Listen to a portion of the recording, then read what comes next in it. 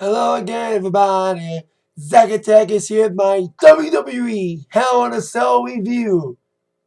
From a live standpoint, that happened last night, Sunday, October 8th, 2017, from the brand new Little Caesars Arena in Detroit, Michigan. This review is a little late because if you haven't noticed, my voice is a little bit hoarse from last night. I didn't get home till like really late last night. And I was about to make my review last night. My voice was hoarse. I want my voice to rest before I make a proper review for the show last night. And being there live, a WWE live event, it's always great. The experience is great. Doesn't matter what it is, especially when it's a SmackDown pay-per-view. Especially after the last one sucked. Battleground. But I thought this show was decent. Decently exciting. You had 3 good matches. The 2 sub matches were about equal. Usually one's better than the other, but they're mostly equal. We have a possible heel turn. A couple new champs were crowned last night.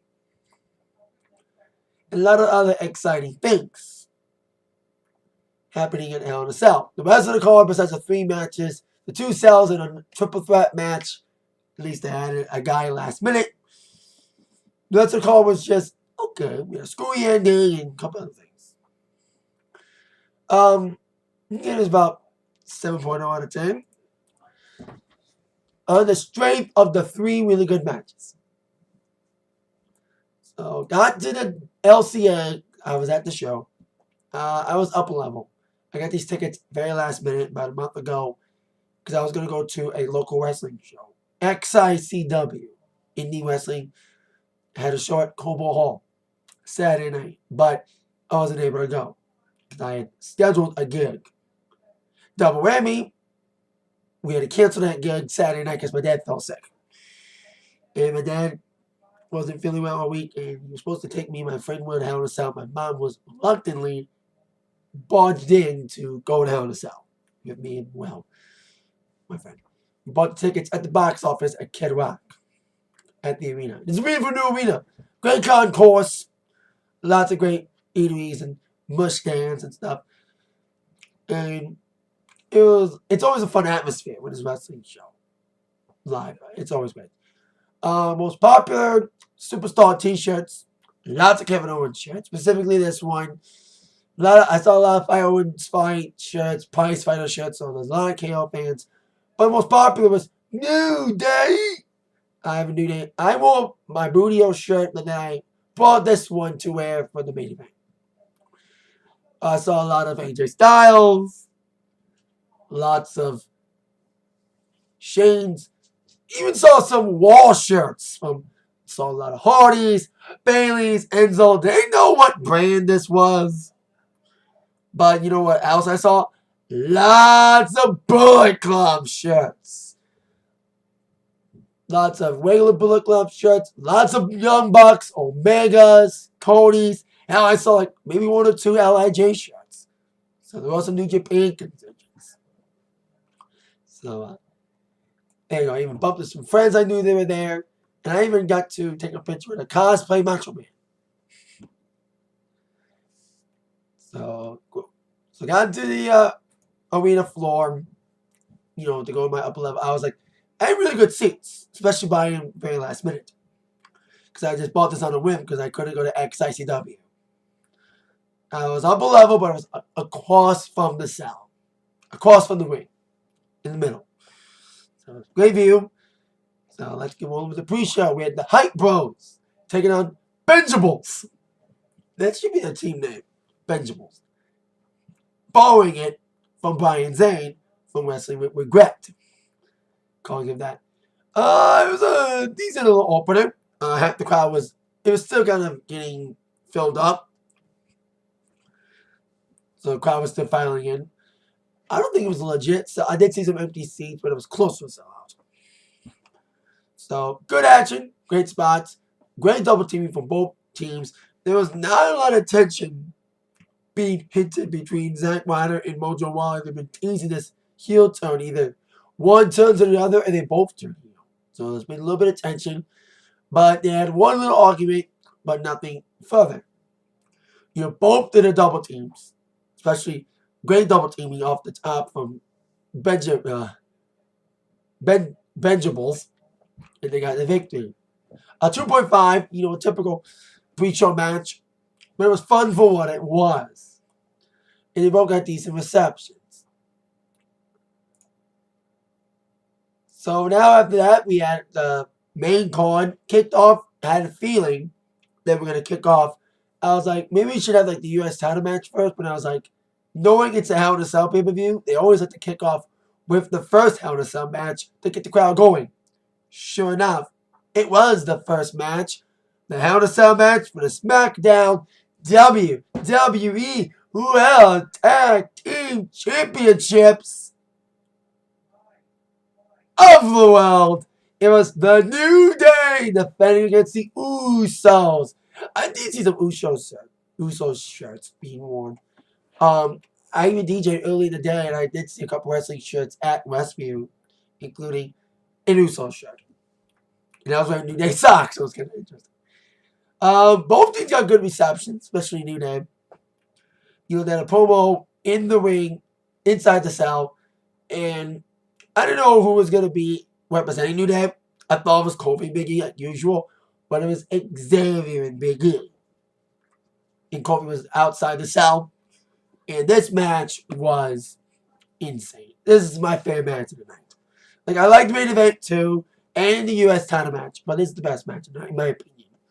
It was exciting. It was violent.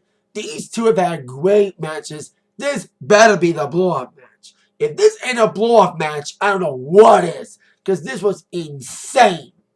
I knew these two were going to bring it, because all the matches have been great before, and this just perfect way to end the feud, if this is the blow-off, which it should be.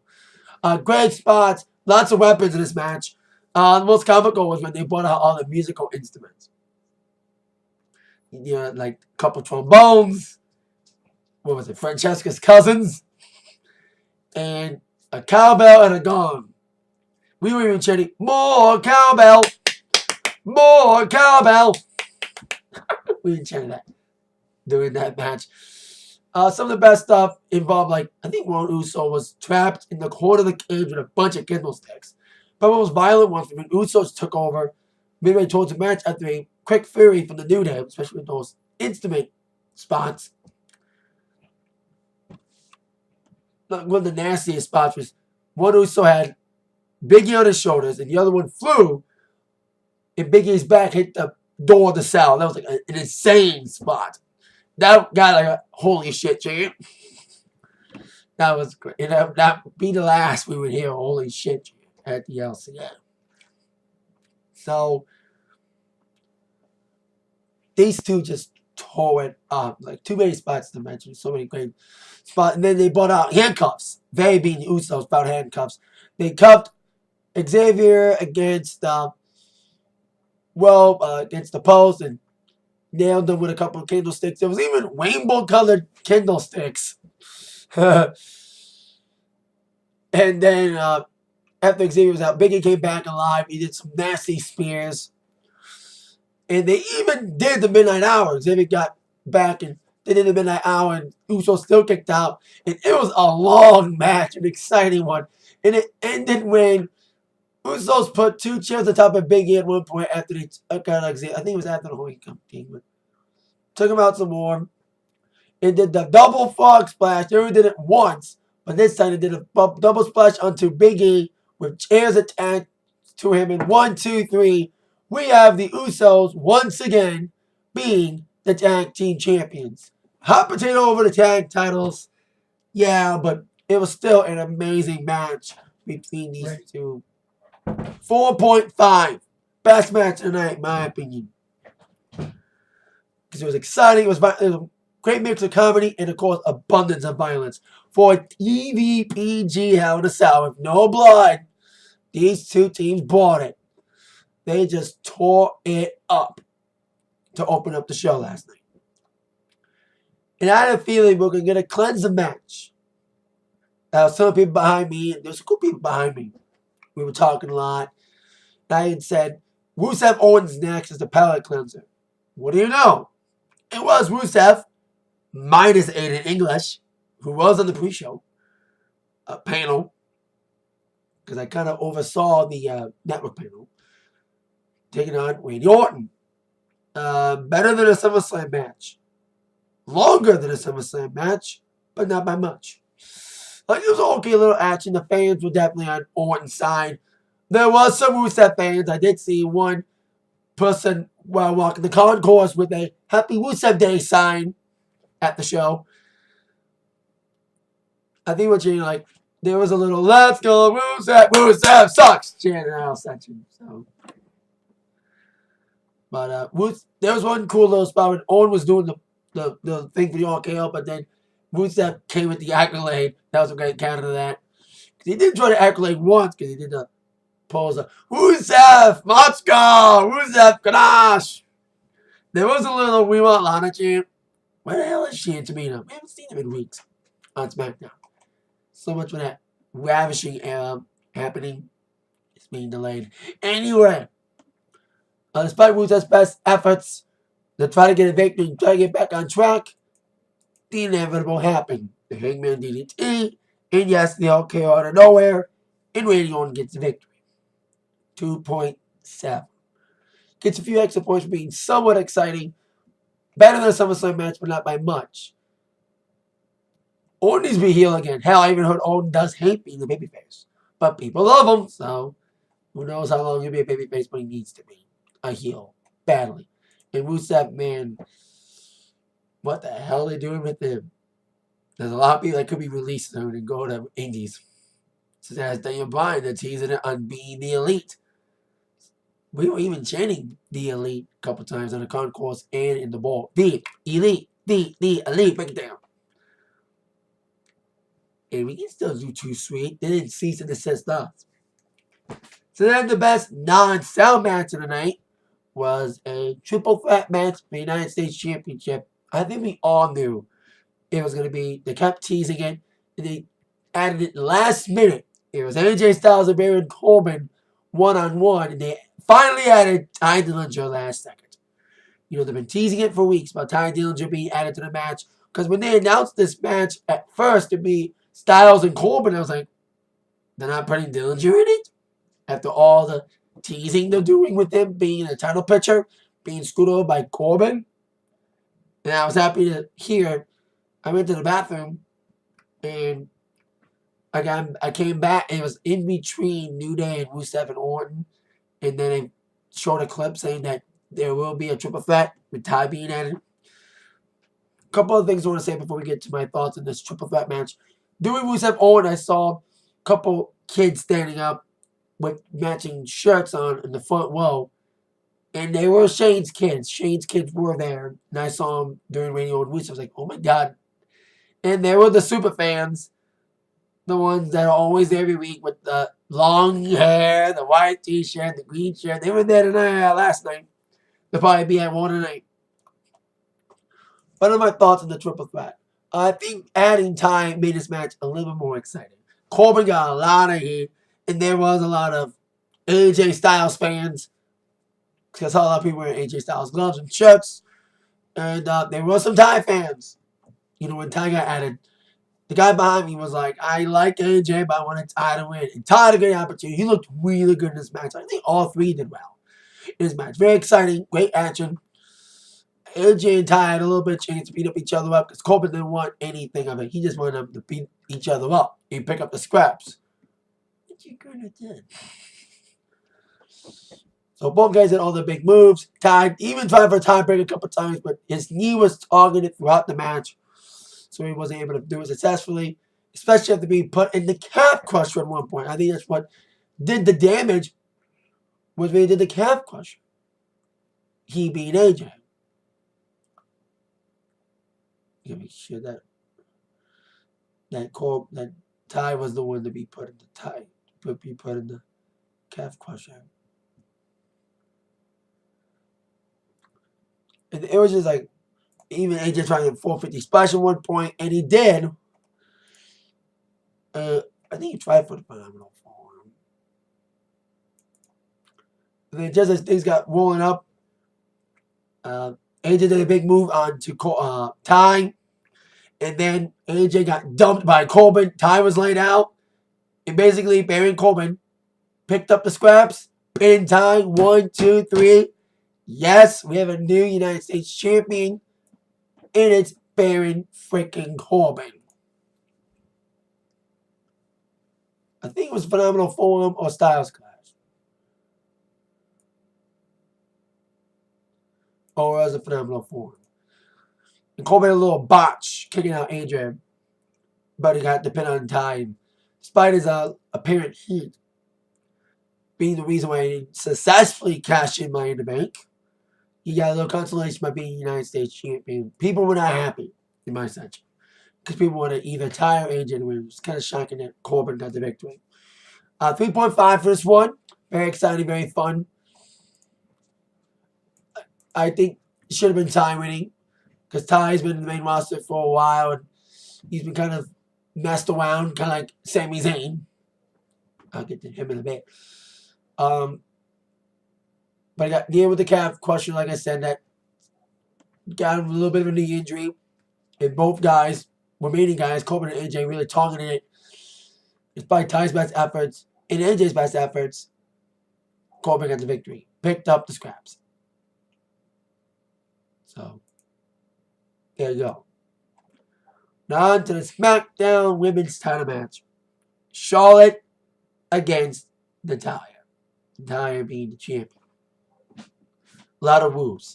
It's always tradition at wrestling shows that we like to randomly woo. That's what happens every time I go to the Detroit wrestling show. And for WWE, is at any point, anyone can start a random woo chant that flows around the area you're around. It spreads. Like one person woos, and then it's like continuous. Incontinuous. Okay, I'm trying to think of the word. These two have had good matches in the past, but the last couple pay-per-view showings have been great despite being spoiled by screwy endings. So I was like, I don't want another screwy ending unless it involves a cash in. So we still had a good little slow match, but it was more methodical, very technical match with these two women. Both went for the finishing submissions early. They went some little grappling, down on the outside for a bit. But then Natalya started targeting Charlotte's knee a lot. After she sent her knee first into the ring steps on the outside. And that's what kind of started the whole deterioration of Charlotte's knee. Despite that, Charlotte fought violently, trying for the figure four again in the ring. Brought a little bit more with Natalya. Some big punches and stuff. And then she did a moonsault off the top onto the floor at one point. Because she was setting up Natalya to do the moonsault off the top onto the mat. But then Natalya rolled out to the outside. And that was Charlotte with one bad knee. Selling it pretty well. Did the moonsault off the top. And she kind of overshot it like usual. But it's still great to see it. On the outside onto Natalya. But then as they brought on the outside, Natalya grabbed the steel chair. Can these two have a match without a shitty ending? Damn it! Another screwy ending for these two. A disqualification. The only screwy ending of the evening. I know some people call it dusty finish. I call it screwy finish. And these two, the last two pay-per-view showings last year, and Extreme Rules and Money in the Bank last year, were marred by shady endings. With Ric Flair getting involved, and Dana Brooke getting involved. And Bret Hart was in a match once as well. So there was some screwiness the last couple of times these two fought on pay-per-view. And David is still not immune to not having a screwy ending. And Natalya just slammed that steel chair under Charlotte's leg. So not only was this a disqualification, not only did Natalya retain the Women's Championship, no Carmella cash in tonight. Wah, wah. Big double whammy. Because not only do we get a screwy finish, no Carmella cash in. So the Ducks a few points. 3.3. Still a fun match with these guys. Not the best. But once again, the feud is going to continue. But damn it. Fuck the screwy endings for Natalya Charlotte matches on pay-per-view. Stop it. Stop it.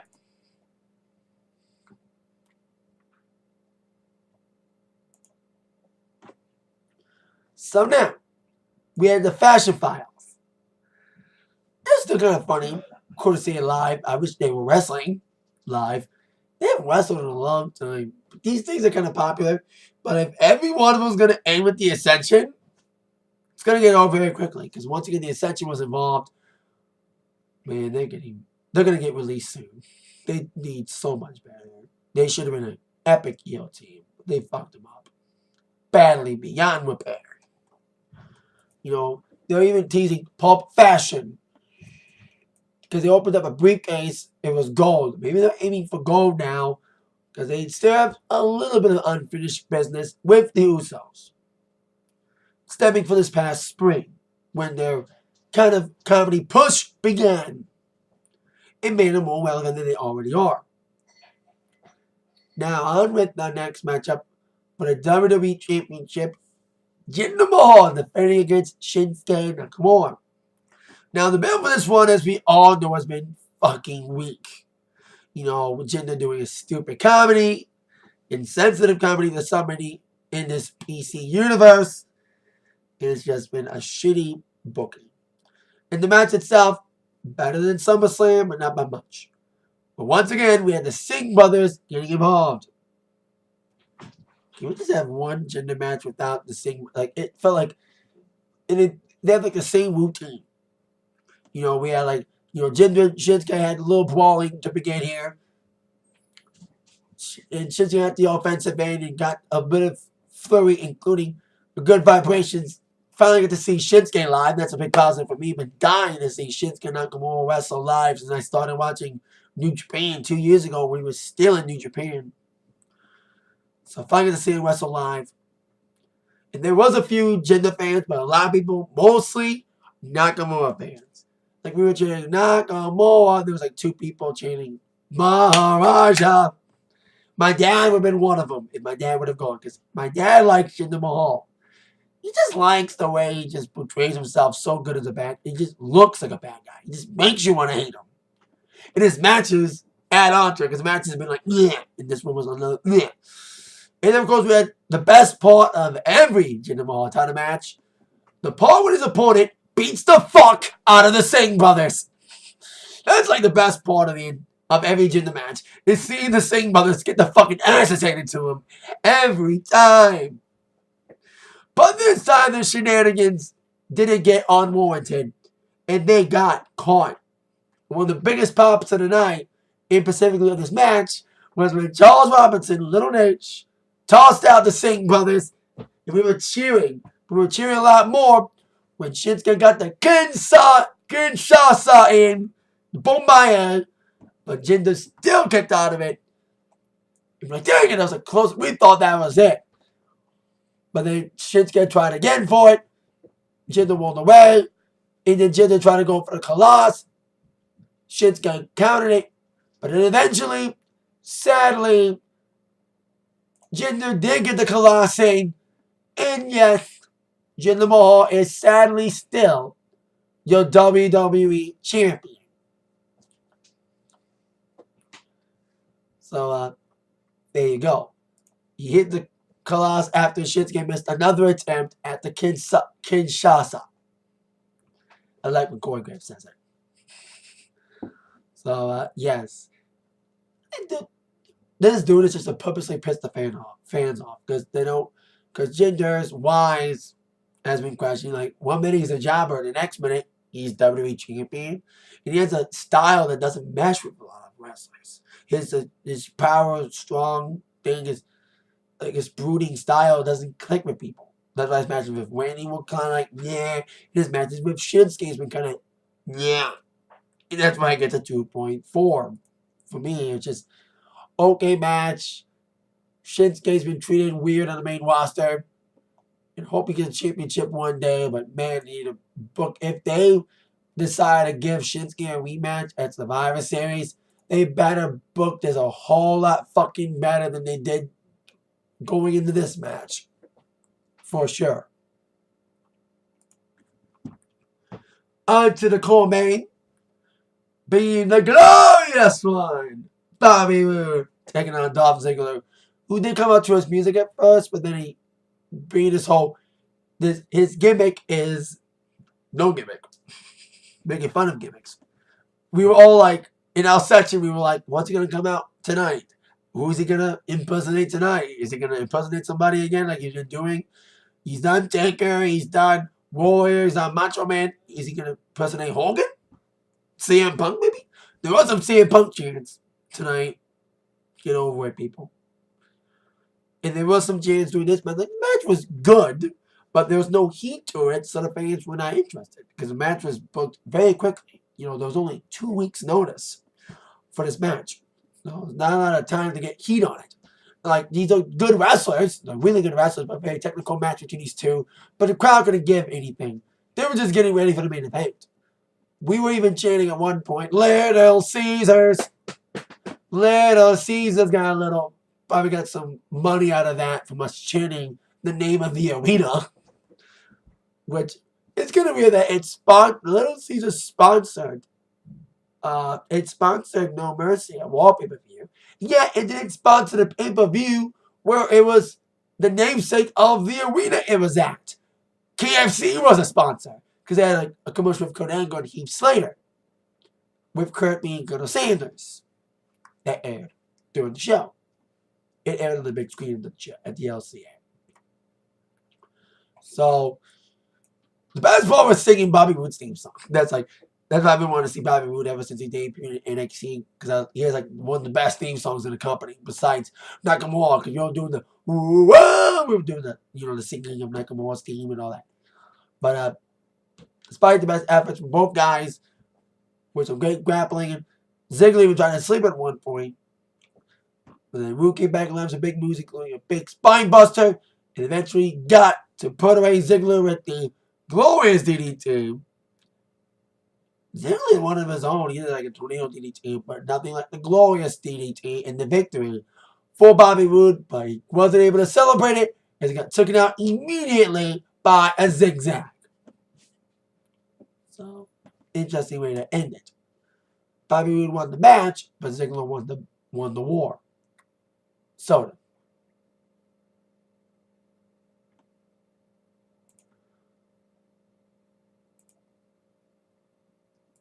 .6. The match was okay, but if it had more heat and more time to build it, would have been a lot better, and the crowd would have cared a lot more. Care about it more. Now, the main event. The second of our Hell in a Cell matches tonight. Kevin Owens taking on Shane McMahon. And the crowd was for both. You had a lot of Shane O'Mac fans. Especially, this was the city where Shane returned last year on Raw after 7 years away. I was at that Raw, of course, that Shane returned at the Joe Louis Arena. The review, my live report, is on this channel.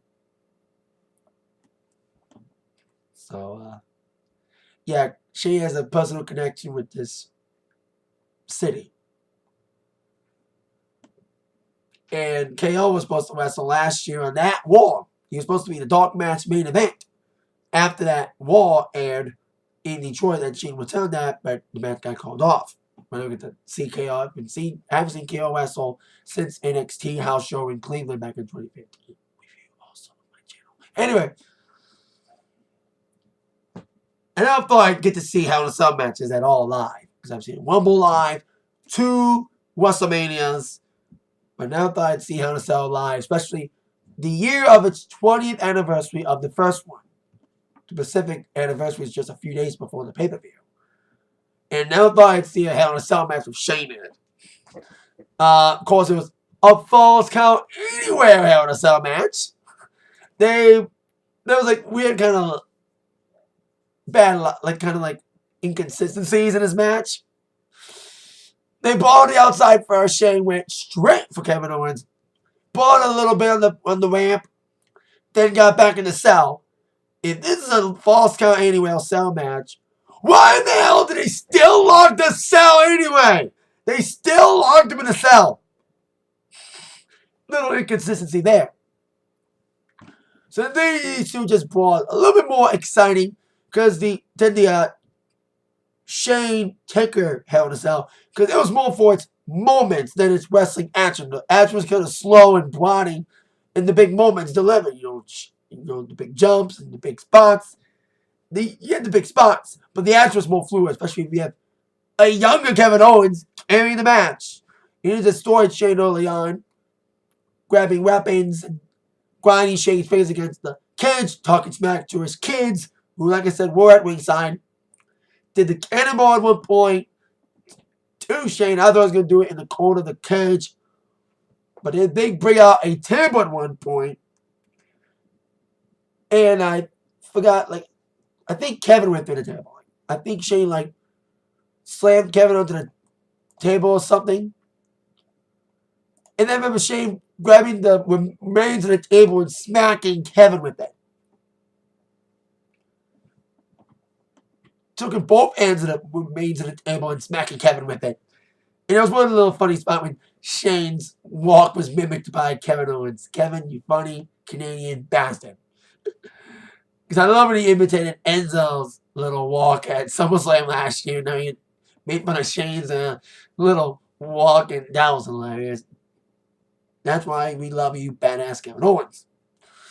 So then, after some more brawling, and yes, Shane did all of his memorable vintage shaving man spots, including the coast to coast.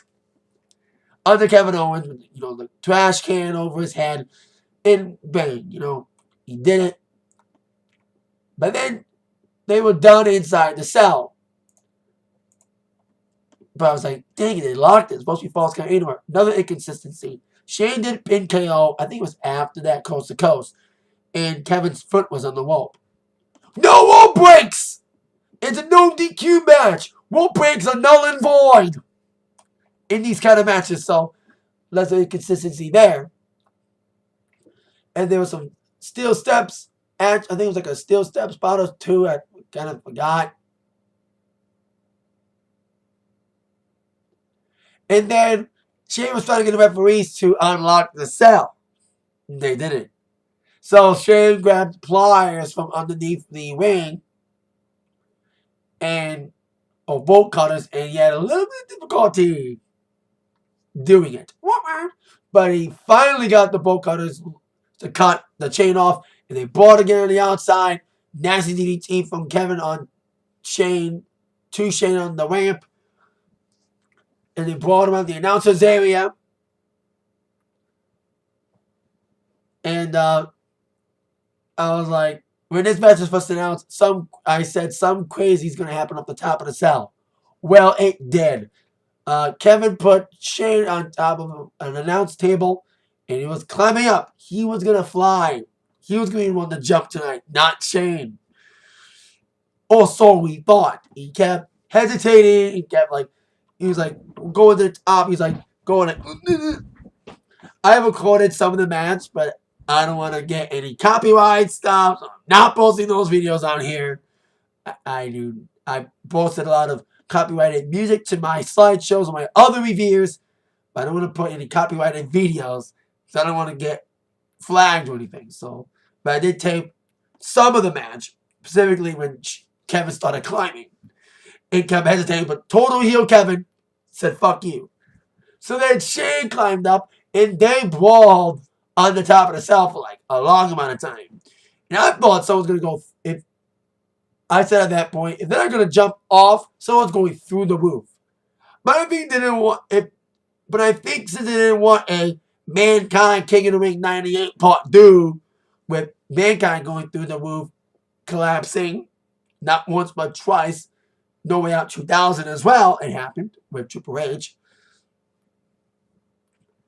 They took so much punishment on the top of that cell. A powerbomb on the roof from KO, and the roof still didn't collapse. So then they were both climbing down, and they were both on the side. They were brawling, and Shane headbutted Kevin off the side, and Kevin flew off the side onto the announce table. Nasty bump he took there.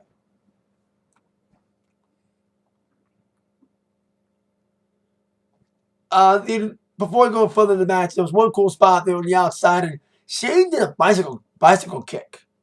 That was cool to see him do that. And that was when they were fighting on the outside in the beginning of the match. So then, she got back down after putting KO through the table, making him fall from the side. It beat him on KO some more, and they cleared another table.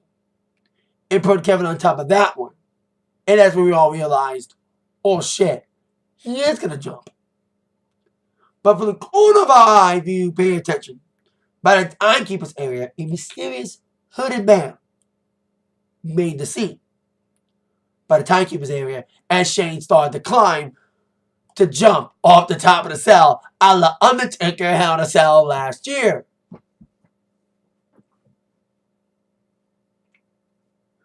So then, all of a sudden, Shane was ready to jump, and just as he jumped, this mysterious hooded guy came to the table, pushed Kevin off the table, and Shane basically crashed and burned on the table like he did at WrestleMania 32.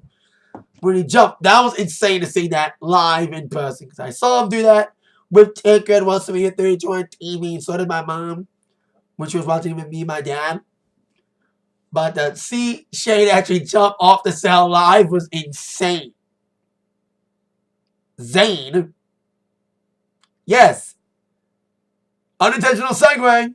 That hooded man that helped his frenemy to get off the table to avoid getting an elbow from Shane was Sami Zayn. He kind of interjected himself into the storyline by warning Shane about KO. About bringing out the worst of KO. A vengeful KO. So, Sami apparently helped KO.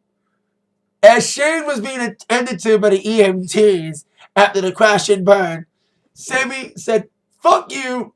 He basically dragged KO on top of a prone Shane and told the reluctant referee to count, because it was false count anyway, And yes, the fall was counted. KO got the victory. At least the white guy got over with a little help from his former friend. Oh, KO won with a little help from his former friend. Well, it could be current friend. So, is Sami a heel? Maybe reluctant heel. Like maybe just, once again, the good graces of KO again. Or it could be like, you hold me down for so long, Shane. You screwed KO, but you screwed me as well. You said there was a lot of opportunity? Yeah, right. I've got no opportunity since I've been on SmackDown. I've been screwed over, passed over, Jinder's champion, not me, and I have to be in a stupid feud with Mike Canales, who's not even on SmackDown anymore, because I think his wife's pregnant. God, I hope they do something with him, man. He can go back to Ring of Honor. Anywho, 3, I'll give it a 4.0. Because I gave the New Day Usos 4.5. Now give KO and Shane 4.0 just because of the destruction and violence it caused the high spots that they delivered. And that were predicted by many, including myself. But Shane, yes, jumping off the cell yet again. But the unexpected was seeing Sami Zayn helping KO. It took me a minute to see it. So I was like, I didn't see the guy move KO at first. And then I saw this guy in a hoodie. I was like, is that Sami Zayn? Because in our section, we kind of predicted that Sami Zayn was going to get involved in this match. And he did. See, it all pays out in the next few weeks on SmackDown. So that is it for my very late WWE Hell in a Cell review from a live standpoint from being there at the Little Caesars Arena last night in Detroit. At least my voice is a little better for it. With that in mind, y'all been attacked by the review from Zach. See you later. Bye-bye.